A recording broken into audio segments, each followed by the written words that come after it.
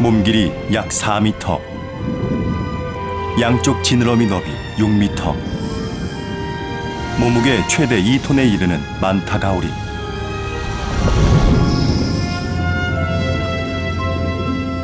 어류 중에서는 고래상어 다음 두 번째로 큰 물고기다.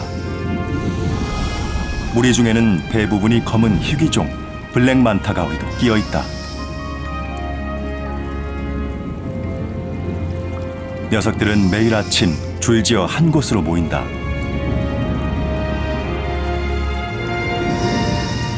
이들이 찾아온 곳은 산호가루 모래밭에 있는 작은 산호초.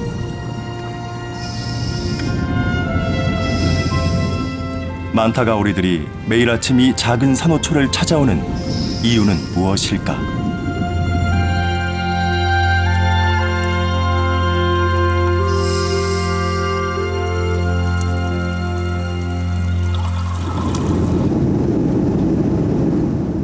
인도네시아 파푸아 섬 서쪽 끝에 위치한 라자 암팟.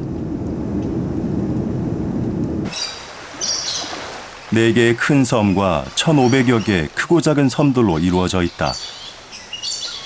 인도네시아 말로 4명의 왕이란 뜻을 가진 라자 암팟. 전설에 따르면 이곳의 경치가 너무 아름다워 4명의 왕이 하늘에서 내려와 4개의 큰 섬을 각각 지배했다고 한다.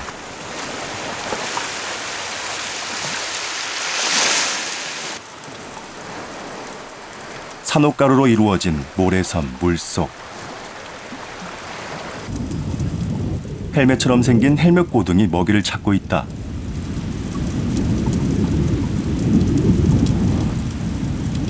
크기가 사람 얼굴만 하다. 산호가루 모래밭엔 사람 눈에 잘 띄지 않는 작은 생명체들도 많다. 고비 2마리가 짝을 지었다. 아가미로 연신 산호가루를 뱉어낸다. 산호가루는 일반 모래보다 크기가 작고 입자가 부드럽다. 유기물은 걸러먹고 산호가루는 뱉어낸다. 갑자기 한 녀석이 근처의 산호초 밑을 파기 시작한다. 옆에 있는 짝도 거둔다. 해조류 조각 등 이물질은 하나하나 입으로 물어 끄집어낸다. 이처럼 산호초 밑을 파는 이유는 비상시에 숨을 장소로도 이용하지만 주로 알을 낳기 위해서다.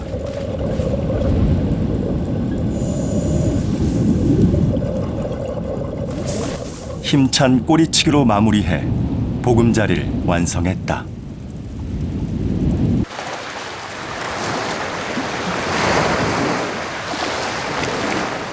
라자 암팟 바다의 가장 큰 특징은 섬 주변에 라군이 잘 형성돼 있다는 것이다. 깊이 1m 정도의 얕은 바다에 다양한 종류의 산호가 잘 어우러져 자라고 있다. 주로 딱딱한 경산호류가 많이 서식하는 이곳 라군은 크기가 작은 물고기들에게는 천국이다. 라군이 끝나는 지점, 오랜 세월 돌산호가 겹쳐 자라면서 생성된 산호초 절벽이 있다. 깊은 수심으로 이어지는 이곳엔 깊이에 따라 서식어종이 다양하다. 이곳의 바다 생물들은 다른 곳과는 달리 사람을 겁내지 않는다.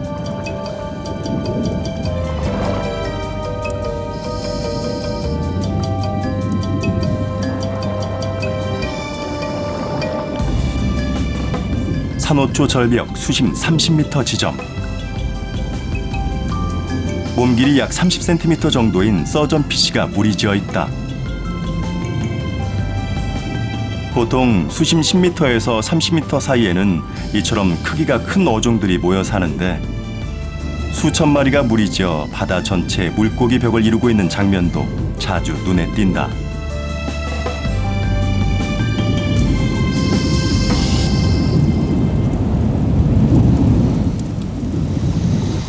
산호초 절벽 끝 수심 40m 바닥. 몸길이 약 5m 정도의 대형 가오리가 나타났다. 만타 가오리가 아닌 일반 가오리가 이처럼 큰 것은 다른 곳에선 찾아보기가 힘들다. 녀석은 덩치에 어울리는 치명적인 무기를 갖고 있다. 꼬리 끝에 날카로운 독침이 있어 매우 위험하다. 실제로 이 꼬리 독침에 찔려 목숨을 잃은 다이버들도 있다. 암수가 짝을 지어 다니길 좋아하는데 몸 길이 약 3m 정도의 수컷으로 추정되는 녀석이 근처에 있다. 보통 배 밑에 붙어 다니는 빨판 상어가 등 위에 붙어 있다.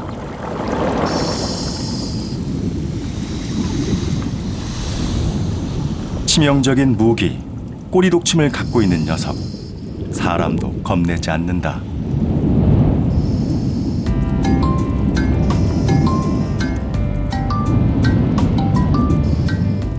레몬담셀 암수가 회초리 산호에서 한창 짝짓기 중이다.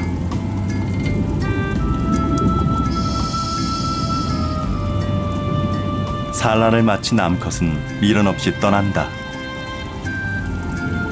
산란한 알들이 회초리 산호 표면에 빼곡하다. 수컷은 혼자 남아 알을 돌본다. 알에 붙어있는 이물질을 제거하던 수컷.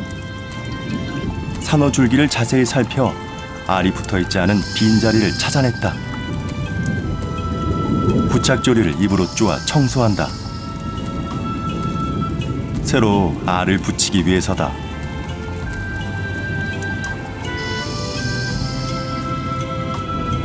또 다른 암컷을 맞이할 준비를 마쳤다. 잠시 후 찾아온 암컷. 회초리 산호의 표면을 세밀히 살핀다. 빈자리가 너무 좁은 것을 발견한 암컷. 바로 떠나버린다. 다른 암컷이 찾아올 때까지 고독한 기다림은 계속된다. 산호초 절벽 중간 평평한 곳. 해포리가 무지개 놀래기를 쫓아내고 있다. 바로 옆에는 나비고기가 합세해 뭔가를 쪼아먹고 있다. 이쪽 저쪽 쫓아내는 해포리는 바쁘다. 바닥에 붙어있는 건 해포리의 알. 부하가 거의 임박한 알들이다.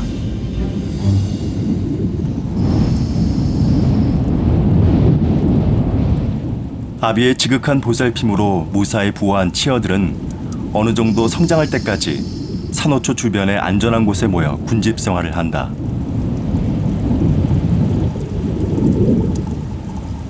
부화한 지 얼마 안 되는 치어들은 어종의 구별이 힘들고 몸색도 투명하다. 그래서 이들을 어종에 관계없이 글라스피쉬라 부른다.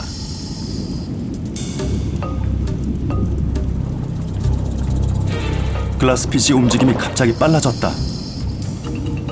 포식자 전갱이가 나타난 것이다.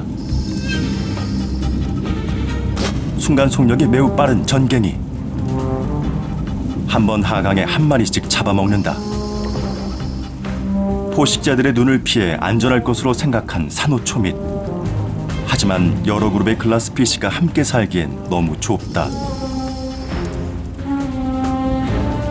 늦게 온 그룹은 어쩔 수 없이 산호초 밖으로 밀려날 수밖에 없다. 이들을 포식자가 놓칠 리 없다. 하지만 산호초 밑 안쪽은 안전하다. 이곳에도 대형 어종이 오긴 하지만 대부분 부착조류 등을 먹고 사는 온순한 어종들이다.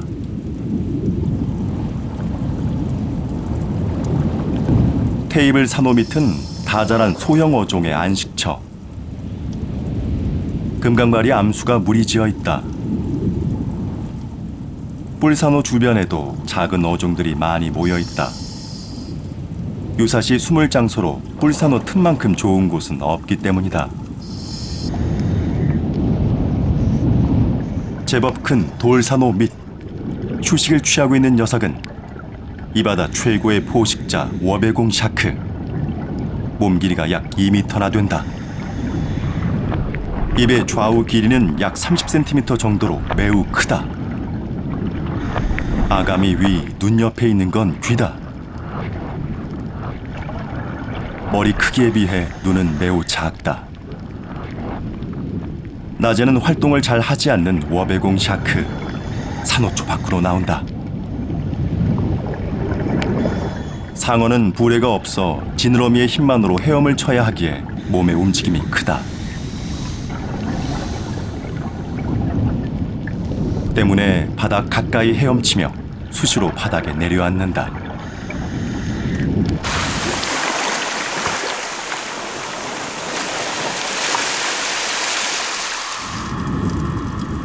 밤이 되자 대부분의 물고기가 잠자리에 든 산호초지대.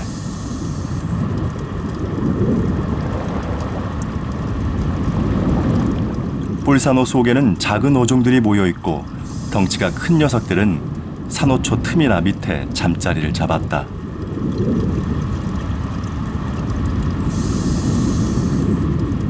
어류 중 가장 안전한 잠자리를 만든다고 알려진 앵무돔. 입에서 뭔가를 뿜어내고 있다. 연한 점액질을 뿜어 막을 만드는 중이다.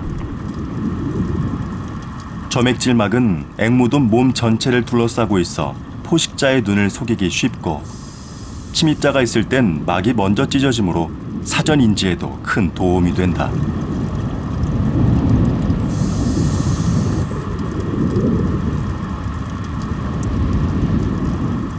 하지만 모두가 안전한 잠자리를 잡지는 않는다.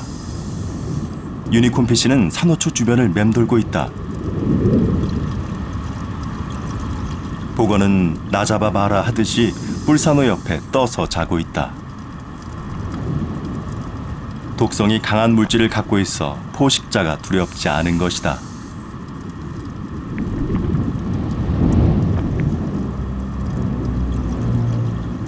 산호초 밑에서 쉬고 있던 워베공 샤크. 야간 사냥을 나갈 태세다.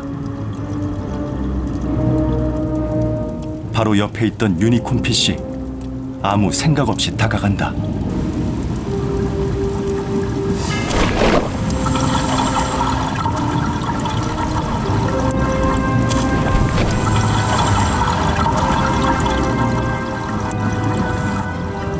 세워진 상태로 물었기에 삼킬 수가 없다.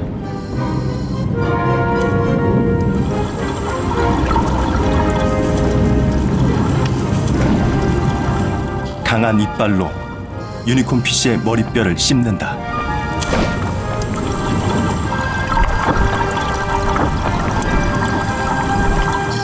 머리뼈를 완전히 부수고 먹이를 삼킨다.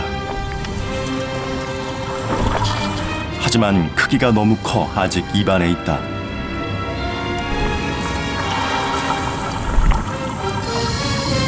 몸을 상하로 흔든 후에야 먹이를 윗속으로 밀어 넣을 수 있었다.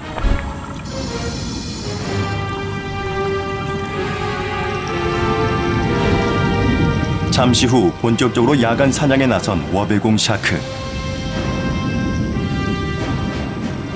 산호가루 모래밭으로 이동한다. 작은 산호초 옆에 자리를 잡고 먹잇감을 기다린다. 첫 번째 나타난 바다뱀. 맹독성이라 관심이 없다. 두 번째 바로 코앞에 등장한 보거.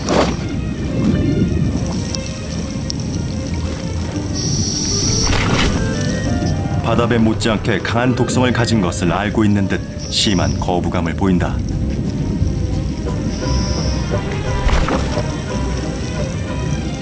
이번엔 잠에 취한 염소고기다.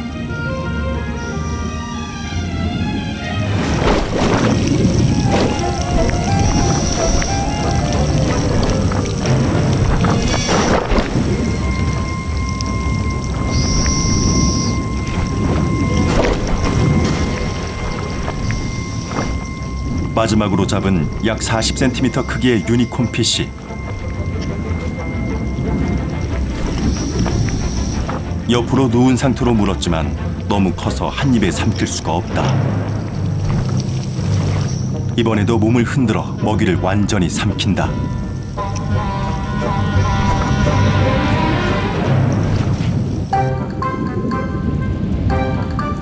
허니문 댄싱으로 유명한 갈색 밴드 실고기의 짝짓기 전 행동이다. 암수가 몸을 꼬아 하트 모양의 자세를 만들었다 풀었다를 반복하며 추는 춤이다.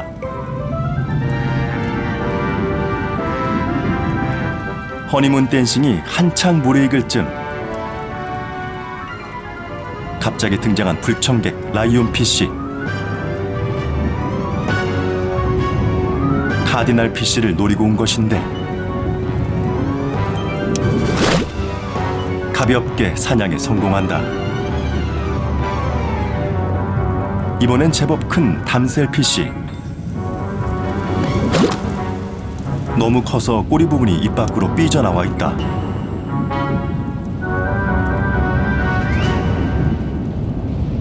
작은 어종에겐 공포의 대상인 라이온 피씨. 하지만 매번 사냥에 성공하는 건 아니다. 이번엔 실패다. 작은 돌산호 옆 말미잘에 둥지를 튼 아네모네 피씨. 나그네 아네모네 피씨가 꼬리를 떨며 동거를 요구하고 있다. 하지만 주인은 이를 거부한다. 아네모네 피씨는 암수가 짝을 지어 사는 게 일반적인데 나그네가 동성인 것 같다.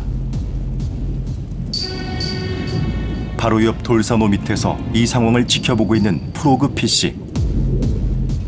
몸 색깔이 돌산호 색과 똑같다. 완벽한 위장이다. 동거를 거부당한 아네모네 피씨. 다가간다.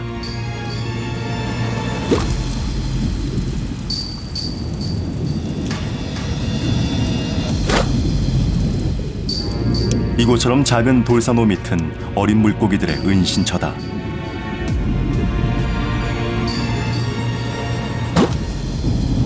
이를 잘 알고 있는 프로그 피씨. 이번엔 파랑돔이 접근한다.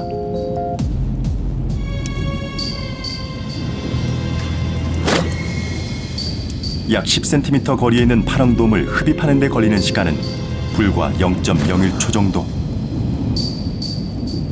이번엔 자기 머리 크기의 나비고기.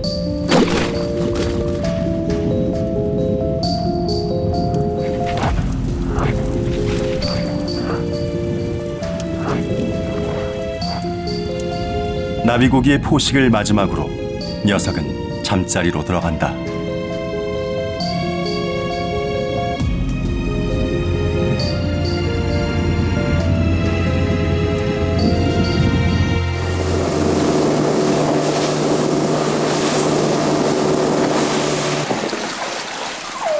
약 1,500여 개의 크고 작은 섬들로 구성된 라자암팟. 섬 주변에는 산호초와 산호가루로 형성된 라군이 넓게 펼쳐져 있다. 긴 곳은 섬에서 500m나 떨어진 곳까지 이어진 곳도 있다. 라자암팟 옌부바 마을 앞 선착장. 선착장 지주대로 박아놓은 나무 기둥 사이에 물고기들이 모여 있다. 다른 지역에선 먼 바다에서나 볼 수 있는 대형 어종들이 이곳에서는 마을 앞까지 무리지어 모여든다.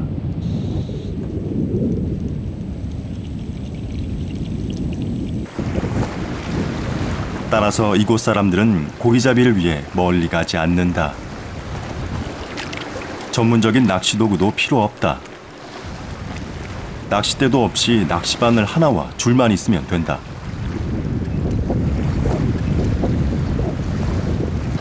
Laut adalah bermanfaat untuk masyarakat kampung Yenbuba khususnya dan umumnya untuk kampung masyarakat Raja Ampat. 30분도 채 안 되는 시간에 오늘 식구들이 먹을 만큼 잡았다. 필요할 때 언제든지 물고기를 잡을 수 있는 바다가 집 앞에 있기에 한 번에 많이 잡을 필요가 없다.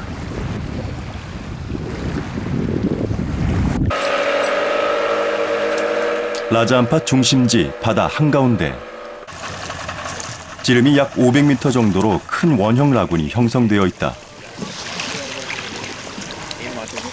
이곳은 매일 아침이면 특별한 만남을 위해 전 세계에서 찾아오는 사람들로 붐빈다.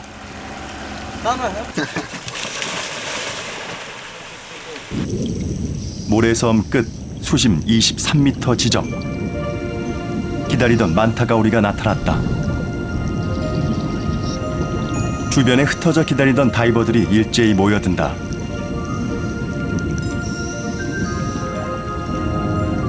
오늘 아침엔 어린 만타가 1등으로 도착했다.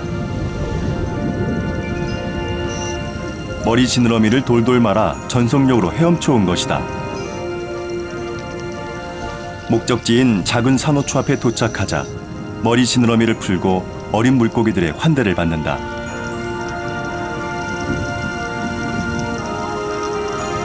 (2등으로) 도착한 녀석은 배 부분이 검은 블랙 만타가오리. 그 뒤를 이어 어미 만타가오리들이 줄지어 들어온다.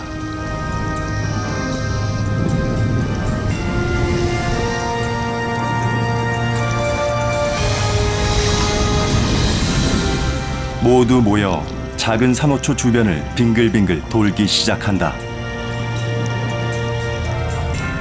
이렇게 모여 과연 무엇을 하는 것일까? 만타가오리가 도착하면 제일 먼저 나비고기가 마중을 나간다. 먼저 입 주변과 눈 옆을 쪼아먹는다. 이어 무지개 놀래기가 합세한다.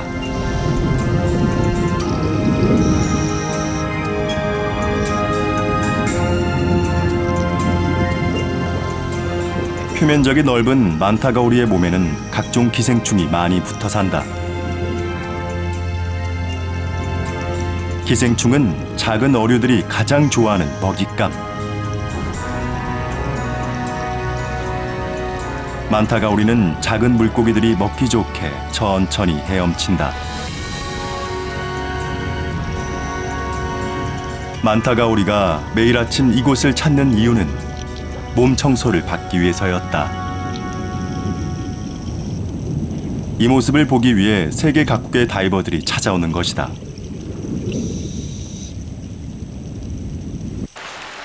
스쿠버 다이버들만 이곳을 찾는 것은 아니다.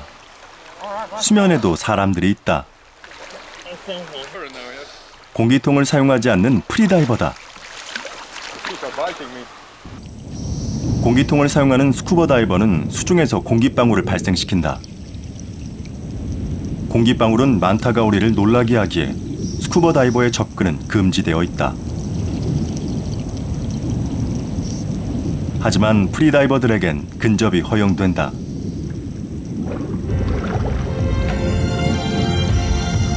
어류 중에서 고래상어 다음으로 두 번째로 큰 만타가오리.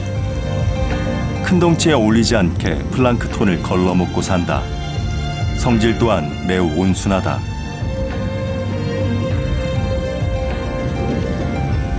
그런데 이곳의 작은 산호초보다도 더 크고 작은 물고기가 더 많이 모여 사는 산호초가 수없이 많은데 왜 이 작은 산호초에만 모여드는 것일까? 풀리지 않는 수수께끼다.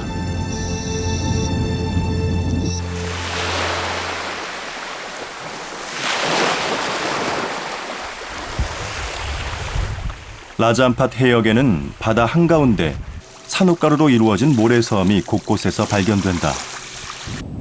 이렇게 많은 산호가루는 어떻게 생성된 것일까? 그 해답은 이 바다 안에서 쉽게 찾을 수 있다. 범프처럼 생긴 이마를 갖고 있는 범프헤드 패러핏이 생긴 모습이 버팔로를 닮아 일명 버팔로피쉬라고도 부른다. 우리 생활을 좋아하는 녀석들 모여서 식사를 하고 있다. 이들이 먹고 있는 건 딱딱한 돌산호. 표면을 긁어먹거나 부숴먹는다. 몸길이 1m 정도에 체중 30kg 정도 되는 거구지만 다른 물고기는 잡아먹지 않고 오직 돌산호 같은 경산호만을 먹고 사는 순한 어종이다. 딱딱한 경산호를 부숴먹기 위해 이빨은 매우 단단하게 진화됐다. 입 밖으로 돌출된 이빨엔 해조류가 붙어 자란다.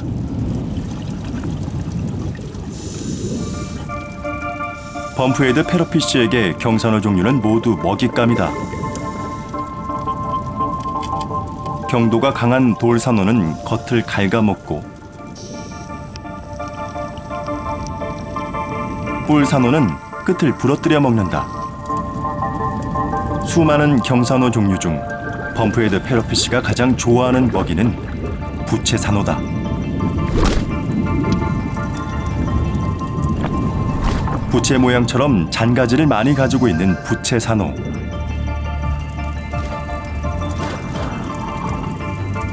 힘들여 갉아먹거나 부러뜨리지 않고 쉽게 따먹을 수 있기 때문에 범프헤드 패러피쉬가 가장 즐겨 먹는다.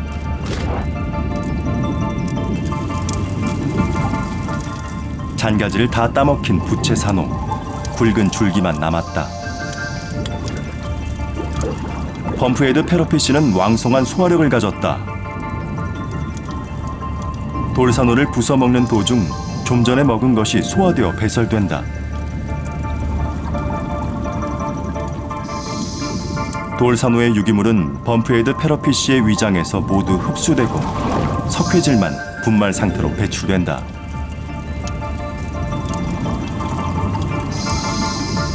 따라서 배설물은 매우 깨끗하다.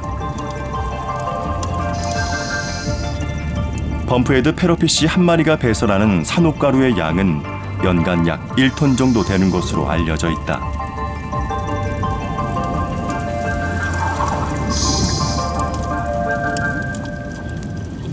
돌산호를 먹는 어종은 또 있다.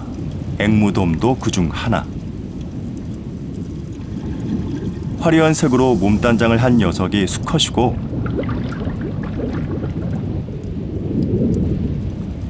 무채색을 띤 이 녀석은 암컷이다. 보거도 돌산호를 즐겨 먹는다. 뿔산호의 끝을 쪼아먹고 있다.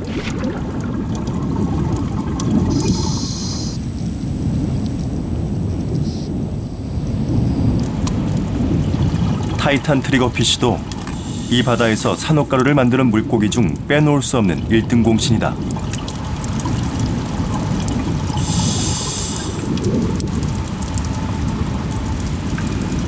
하지만 쪼아먹은 흔적을 자세히 보니 녀석은 돌산호를 먹는 것이 아니었다. 돌산호 속에 기생하는 석회관 갯지렁이와 같은 기생생물을 파먹기 위해 돌산호를 부수는 것이다.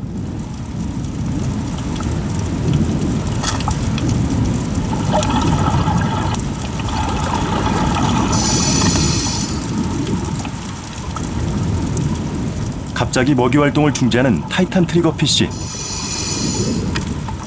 청소 놀래기의 방문을 받은 것이다. 먹는 것보다 청소받는 것이 더 좋다. 청소 놀래기는 다른 물고기의 몸에 붙어있는 기생충이나 각종 부착물을 먹고 사는 어종. 대부분의 물고기들에게 환대를 받는다. 겁없이 포식자 곰치의 입속도 마음대로 드나든다. 곰치는 육식성이라 입속에 찌꺼기가 많기 때문이다.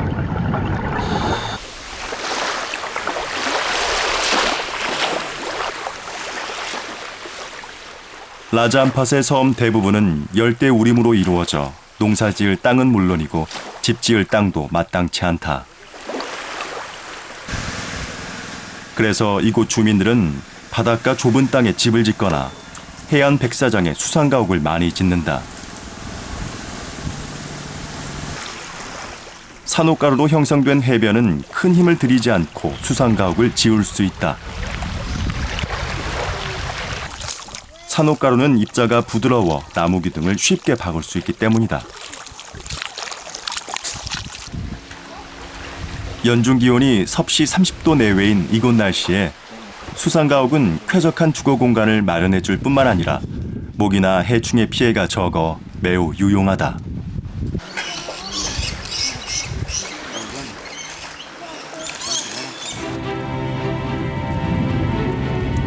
라자 암팟 바다 어디서나 쉽게 찾을 수 있는 산호초. 물고기들의 먹이가 되고 죽은 몸은 가루가 되어 또 다른 생명을 키운다. 산호가루 모래 언덕에서 염소고기가 먹이 활동을 하고 있다. 산호가루 모래속은 물의 흐름이 좋아 조개류를 비롯한 각종 저서 생물의 서식지로는 최적의 조건을 갖추고 있다. 염소고기가 이를 알고 모래속을 파고 있는 것이다.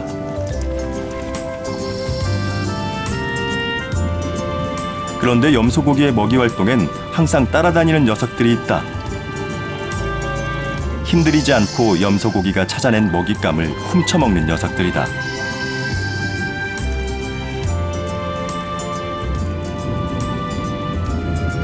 하지만 모두가 얌체짓만 한 것은 아니다. 염소고기가 모래를 파는데 힘을 보태는 녀석도 있다. 모래를 파는데 방해가 되는 주변의 딱딱한 산호 조각을 입으로 물어 치운다.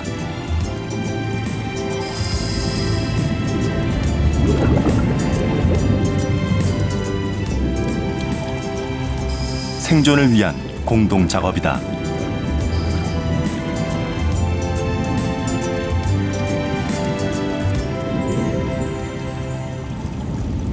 수심 30m. 산호가루가 쌓여 다져진 곳. 갯가재가 한창 집을 보수하고 있다. 바닥에 굴을 파면서 산호 조각을 물어내고 있는 중이다. 굴의 깊이는 약 30cm 정도지만 옆으로 뻗은 길이는 2m 정도로 길다. 굴의 안쪽 면은 시멘트를 바른 것처럼 깨끗하다. 사람의 접근에 경계태세를 취한다. 눈동자를 열심히 아래 위로 굴린다. 자신을 해치지 않음을 확인한 후 하던 일을 계속한다. 굴파기를 끝내고 입구 울타리를 다듬기 시작한다. 둥지 입구를 위로 감싼 울타리는 이물질이 굴 안으로 들어오는 것을 막아준다. 굴 안에서 본 산호가루를 이용해서 안쪽에서 큰 집게발로 받치고 바깥쪽에서는 작은 앞발로 눌러 다진다.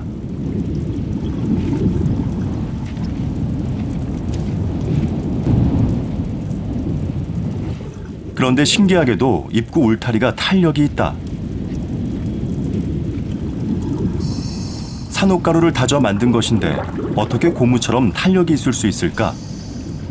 우리가 모르고 있는 어떤 물질이 섞여 있는 것 같다.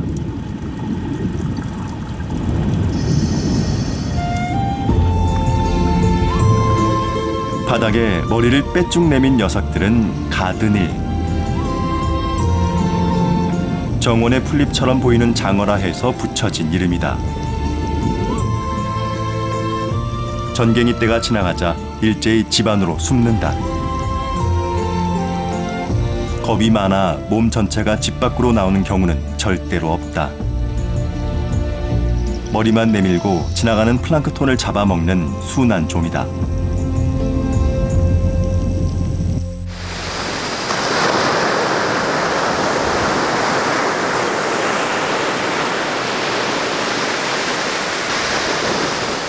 라자안팟 동쪽 끝에 한 무인도. 장수거북이 뒷다리로 모래를 파고 있다. 등 길이 약 2.5m. 몸무게 약 800kg.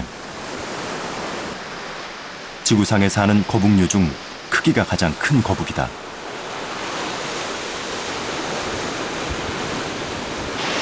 약 1m 깊이로 판 구덩이에 알을 낳고 있다. 알의 크기는 달걀보다 조금 작다. 바다에서 올라와 구덩이를 파고 알을 낳기 시작한 지 약 1시간이 지났다. 힘든 표정이 역력하다.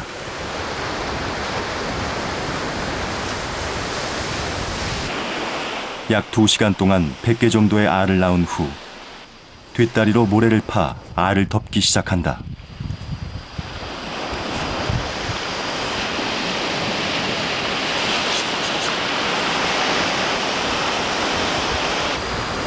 알을 먹기 위해 찾아오는 각종 천적들로부터 알을 보호하기 위해서다. 뒷다리로 구멍을 메우고 앞다리론 자신이 엎드린 자리의 흔적을 말끔히 지운다.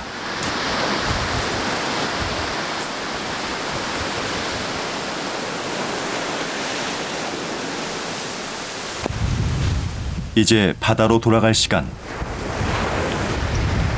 산란 장소에서 48,000km나 떨어진 먼 바다까지 먹이를 찾아 다니는 것으로 알려진 장수거부.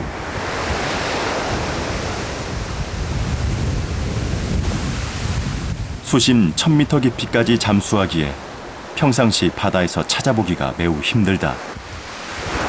전 세계 온대 및 열대 바다에 분포하지만 그 수가 점점 줄어 멸종 위기종으로 지정 보호되고 있다.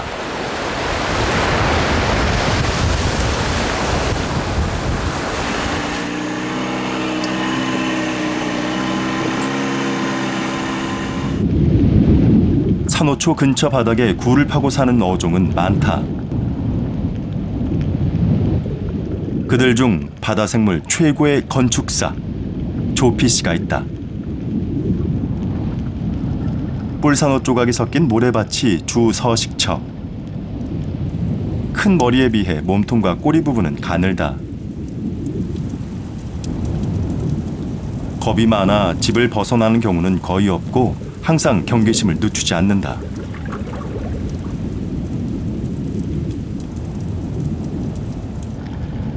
수컷으로 추정되는 조피씨 한 마리가 집을 짓고 있다.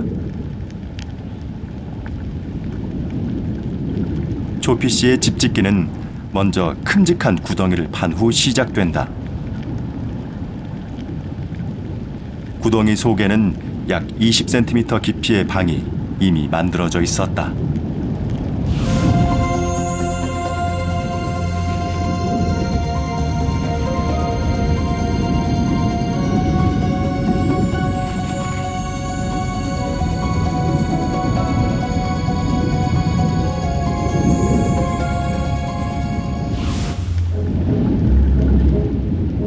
축대를 쌓는 도중에도 구덩이 속의 방을 넓히기 위해 수시로 모래를 입으로 물어 퍼낸다.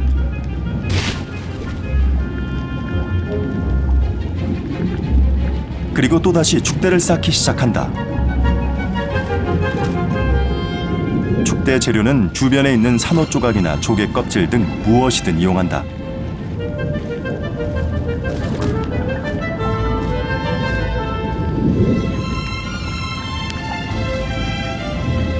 빈자리에 맞는 크기의 재료를 물어와 차곡차곡 쌓는다.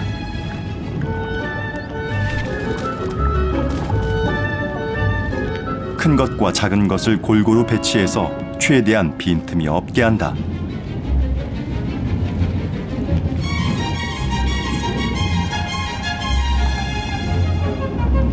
간혹 모래도 뿌려 빈틈을 채운다. 돌출된 부분은 입으로 눌러 밀어 넣는다. 그래도 안다면 도로 끄집어내어 다른 자리로 옮긴다. 약 10시간의 작업 끝에 집은 거의 완성되어 간다. 남의 집을 뺏으려는 녀석도 간혹 있다.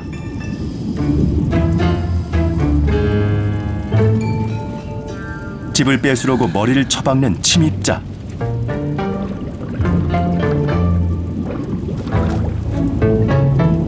입을 크게 벌려 대항하는 집주인.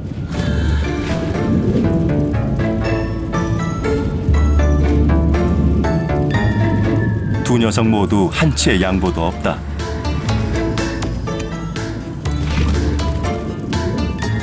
결국 집주인은 집을 지켜냈다.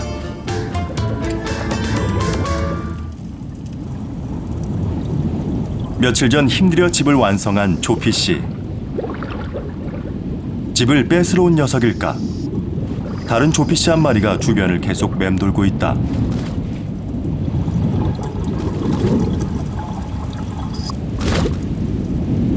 그런데 좀 이상하다. 집주인 태도와 찾아온 조피씨의 행동으로 봐 집 뺏기 싸움은 아닌 것 같다. 후회 행동이다. 찾아온 녀석은 암컷으로 짝짓기를 위해 온 것이다. 암컷은 수컷의 건강 상태와 집을 살피고 있는 중이다.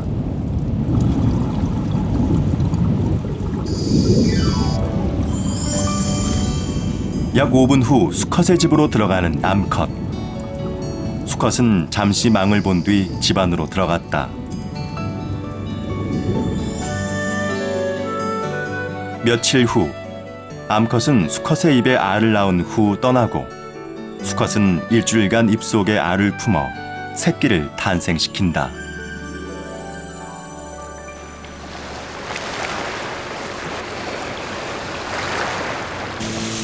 파푸아 섬의 북쪽 해안에 위치한 마노콰리. 수심 35m 모래바닥에 대형 화물선이 빠져 있다. 제2차 세계대전 때 침몰한 일본군 화물선이다. 70년이 지난 지금까지 옆으로 누운 형태는 그대로고 선체에는 각종 돌산호가 빼곡히 자라고 있다.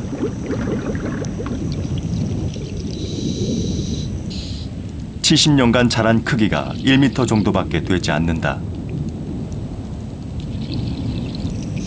인근의 또 다른 침몰선. 역시 제2차 세계대전 때 침몰한 일본군 초계함으로 배 형태 그대로 모래밭에 내려앉아 있다.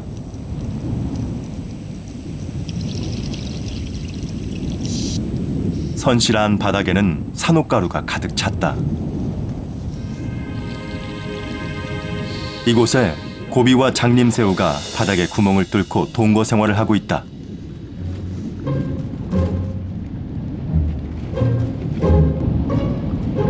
잠시도 한눈을 팔지 않고 주변을 경계하는 고비.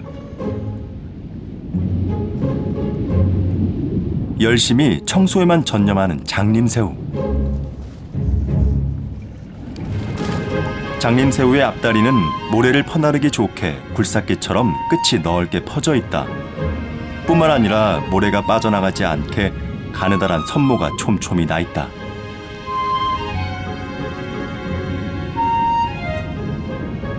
장림새우의 더듬이는 자기 몸 길이보다 더 길게 발달해 있다. 그 끝은 청소 도중에 잠시라도 고비 몸에서 떼지 않는다. 고비의 신호를 받기 위해서다.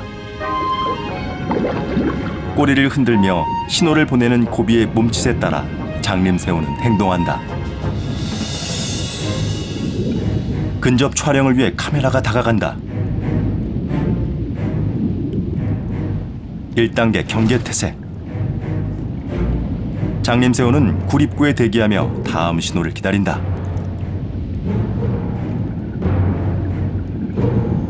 카메라가 좀 더 다가가자 2단계 비상 상황.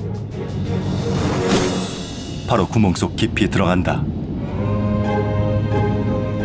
잠시 후 주변을 경계하며 조심스럽게 나오는 고비.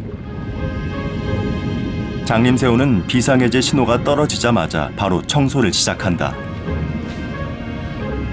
고비가 급히 들어오면서 입구 천정을 무너뜨렸기 때문이다.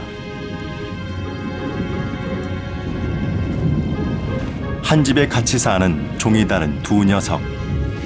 고비는 천적의 침입을 알려주고 장림새우는 집 짓기와 청소를 담당한다. 인간이 벌인 전쟁의 잔해에서 아름다운 공생이다.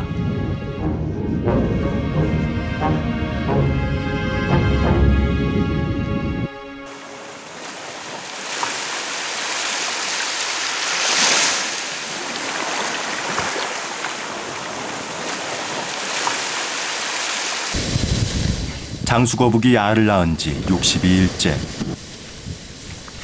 모래를 뚫고 새끼들이 나오고 있다. 시간은 새벽 4시, 동트기 약 1시간 전이다. 100여 개의 알 대부분이 무사히 부화했다.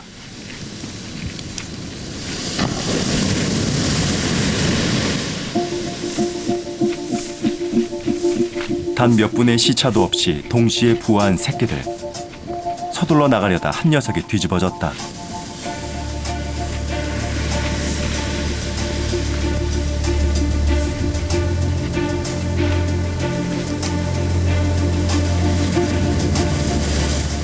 새끼들은 본능적으로 바다 쪽으로 향한다. 산란장에서 바다까지는 약 100m. 적도의 바다는 해가 일찍 든다. 날이 밝아지면 천적들의 공격을 받을 확률이 매우 높다. 주변이 밝아지기 전에 바다에 도착해야 한다는 것을 새끼들은 본능적으로 알고 있는 것 같다. 새끼들의 발걸음이 빨라진다.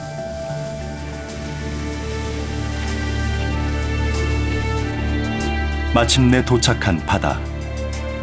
단 한 마리의 낙오자도 없이 새끼 전체가 무사히 바다에 도착했다. 이제 어미처럼 전 세계 바다를 돌아다니는 긴 여정의 시작이다.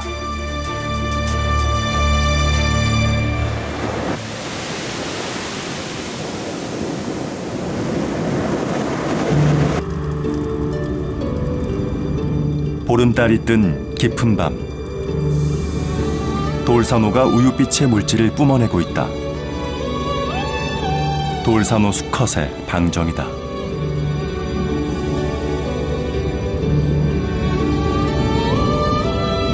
인근의 또 다른 돌산호. 분홍색 알갱이를 뿜어내고 있는 건 돌산호 암컷이다. 어떻게 신호를 주고받았을까? 수컷의 방정에 맞춰 암컷이 알을 뿜어낸다. 평소 바위 같았던 돌산호. 1년에 단 한 번, 약 30분간 자신이 살아있는 생명체임을 조용히 세상에 알린다. 수정된 알들은 라자안파 바다 전체에 퍼져 자랄 것이다.